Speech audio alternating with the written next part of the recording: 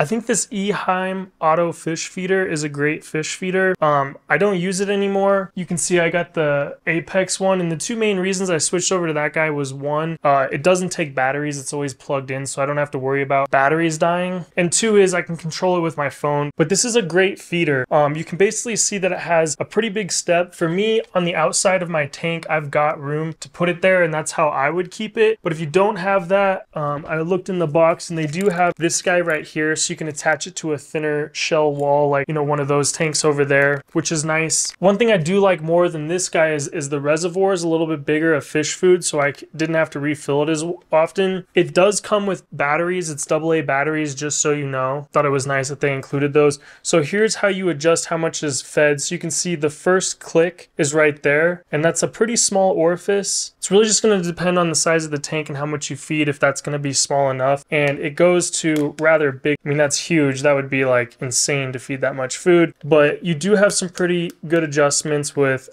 adjusting it right there. Works like most, is spins and then it'll dump food out the orifice. Then when it spins back around, the food that's in this little part right here will fall back in there, refilling it, and it just sits on there like this. When it comes time to refill it, it's pretty easy. This just pops off. You take this off, put your food in there. Like I said, that's a pretty big cavity, which is great because less maintenance.